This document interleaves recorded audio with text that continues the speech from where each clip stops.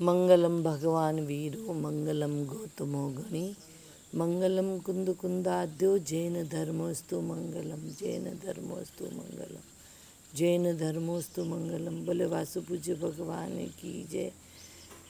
समाधि सम्राट परम पूज्य गुरुवर आचार्य रत्न अक्षर अभिनंद सागर जी महाराज की जय। समाधिस्थ गुरुवर दया सागर जी महाराज की जय। संतों के पास नॉर्मली जनता आती है दर्शन करने के लिए। तो एक बार एक संत के पास 3 श्रावक पहुँचे, जिज्ञासु पहुँचे। सहज संत बैठे होते हैं तो कभी कौतूहल सूझता है। तो एक संत ने उन तीनों श्रावकों से पूछा कि आप कैसे जी रहे हो। एक ने कहा बस जी रहे हैं। नहीं, कैसे जी रहे हो? उसके पास कोई जवाब नहीं था, सवाल का जवाब ही नहीं था। उसने कहा बस मैं तो यूं ही जी रहा हूँ। इतने में एक ने उठा करके कहा कि मैं तो लंच के लिए जी रहा हूँ। जैसे ही एक ने कहा मैं लंच के लिए जी रहा हूँ, तत्काल तीसरे ने कहा कि नहीं, मैं लंच के लिए नहीं, मैं तो लाइफ के लिए जी रहा हूँ। जीवन में इंसान इसी तरह संसार में 3 प्रकार के लोग होते हैं। एक को जीने का कोई उद्देश्य नहीं होता है, बस खाता है, पीता है, सोता है और जीता है। अपनी ज़िंदगी का कोई लक्ष्य या कोई उद्देश्य नहीं बनाता है। और एक व्यक्ति लक्ष्य बनाता है, बस मुझे खाना है और सोना है और जीना है। सिर्फ खाने के लिए भागता है, खाने के लिए दौड़ता है, खाने के लिए करता है। और एक जीता है, वो लाइफ के लिए जीता है।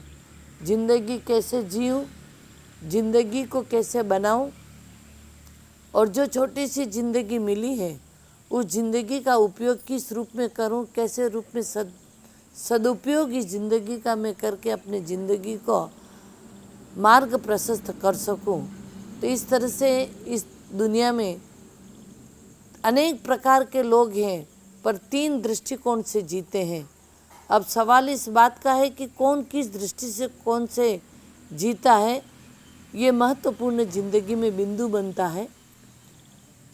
जो लोग कोई लक्ष्य नहीं बना पाते हैं और यूं ही ज़िंदगी जीते हैं, वो यूं ही कुत्ते की मौत से मर करके अपनी लाइफ को ख़त्म कर देते हैं।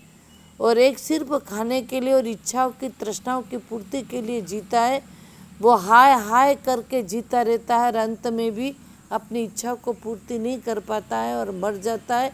खाने पीने की इच्छा लेके ही चला जाता है दुनिया से। और एक लाइफ के लिए जो जीता है वो जीवन में संतुष्ट होता है कि मैंने अपनी ज़िंदगी में कुछ किया, कुछ बना, मैं कुछ ज़िंदगी में कुछ हासिल कर सका। और वो या तो अध्यात्म की दृष्टि से या भौतिक जीवन में कुछ उच्चतम कार्य करके अपने जीवन में संतुष्ट होता है कि नहीं, मैंने अपनी ज़िंदगी में जिया हूँ तो कुछ करके जिया हूँ। आज भी कुछ लोगों का उद्देश्य है कि जीना है तो कुछ करके जीना है, कुछ बन के जीना है। और कुछ लोगों का उद्देश्य होता है कि मैं अपनी ज़िंदगी की कुछ पहचान बनाऊं, और पहचान किस क्षेत्र में बनाऊं, ये उसका अपना अपना अलग अलग उद्देश्य होता है। तो एक बार एक खरगोश प्रकृति का आनंद लेता हुआ अपने बगीचे में आराम से खेल रहा था। इतने में एक कुत्ते की दृष्टि पड़ी उस खरगोश पर। खरगोश झपटा, उस खरगोश को पकड़ने के लिए कुत्ता झपटा तो खरगोश भागता चला गया। पीछे आगे आगे खरगोश भाग रहा है, पीछे पीछे कुत्ता भाग रहा है। भागते भागते एक ऐसा समय आया है कि खरगोश एक बिल में जा कर के घुस गया। तो कुत्ता वहाँ जा कर के भागता हाँफता बैठा और खरगोश और कुत्ते का वार्तालाप होता है। उस बिल के अंदर बैठा हुआ खरगोश अपनी ज़िंदगी को संवारने के लिए, ज़िंदगी को बचाने के लिए वहाँ पर बिल के अंदर बैठ गया। और कुत्ता बिल के पास ऊपर बैठा हुआ सवाल करता है खरगोश से कि हे खरगोश, तू मेरे से छोटा है, ताकत भी तेरे में कम है, उम्र भी कम है, हाइट में भी कम है, दिमाग भी कम है, सब कुछ तेरे में कम है, फिर भी तू जीत गया और मैं हार गया। तब खरगोश ने जवाब दिया कि तेरे हारने का और मेरे जीतने का एक ही सवाल है कि तू लंच के लिए जी रहा था और मैं लाइफ के लिए जी रहा हूँ। लाइफ के लिए जी रहा था इसीलिए मैं जीत गया, और तू लंच के लिए जी रहा है इसीलिए तू हार गया। दुनिया में लोग इसी तरह जो सिर्फ लंच के लिए दौड़ते भागते हैं वो ज़िंदगी से हार जाते हैं, और जो लाइफ के लिए जीते हैं, अपने लाइफ को संवारते हैं, वो ज़िंदगी में जीत जाते हैं। इसीलिए जीत और हार तो एक सवाल है, परंतु इंसान अपनी ज़िंदगी, जो छोटी सी ज़िंदगी मिली है, अभी वर्तमान युग में तो इंसान की आयु 60-70 साल से इससे अधिक इंसान नहीं जी पाता है। इतनी सी ज़िंदगी, और उसमें भी आधे से ऊपर ज़िंदगी तो बचपन में चली जाती है, और कुछ बची ज़िंदगी को संवारने में चली जाती है। ज़िंदगी का एडवांस आदमी सोचता है कि मैं क्या बनूंगा, प्लानिंग करने में अपनी ज़िंदगी को गवा देता है, और पड़ाव आ जाता है 40 साल की उम्र, और 40 साल की उम्र में जब कुछ ज़िंदगी को संवारने का समय आता है, तब आदमी कभी तो भटक जाता है और कभी किस दिशा में भटक जाता है। तो इसीलिए कहते हैं कि जब ज़िंदगी संवारने का समय आता है तो ज़िंदगी को संवार लेना चाहिए, और वो भी कैसे ज़िंदगी को जिए, एक संतुष्टि से, क्योंकि सुनिश्चित है जन्मा है उस इंसान का मृत्यु भी निश्चित संभव है। मृत्यु आना है आज नहीं तो कल, और हर व्यक्ति जन्मा है उसको मरना ही पड़ेगा। तो मृत्यु आए उसके पूर्व उसके चेहरे पे एक संतुष्टि नज़र आनी चाहिए।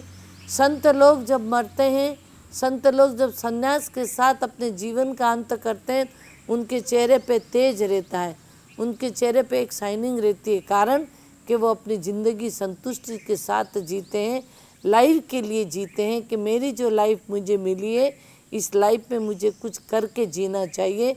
तो अध्यात्म की ओर अपनी ज़िंदगी को बढ़ा करके धर्म की क्षेत्र की ओर आगे बढ़ते हुए जीवन को महत्वपूर्ण बना लेते हैं, और एक भौतिक जीवन में अपने जीवन को आगे बढ़ाता है तो कुछ कार्य कर लेता है, तो धर्म कर्म क्षेत्र में उसका नाम हो जाता है, तो वहाँ भी इंसान संतुष्ट होता है कि मैंने कुछ अच्छे कर्म किए, मेरे से कोई लोग लाभान्वित हुए, और मैं सब लोगों में कुछ करके दिखा सका।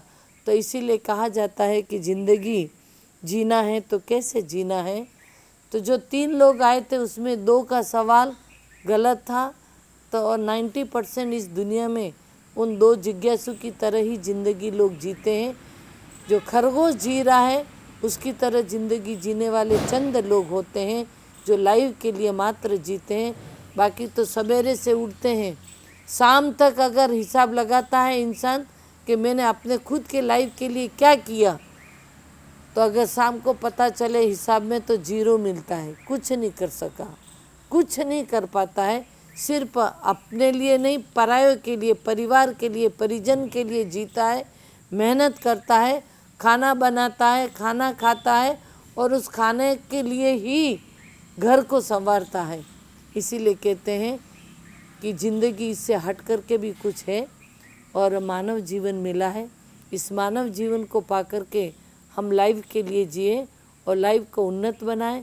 उच्चतम लाइफ को बनाने के लिए अपन कर्म क्षेत्र और धर्म क्षेत्र 2 को निर्णय करें कि किस क्षेत्र में जीना है।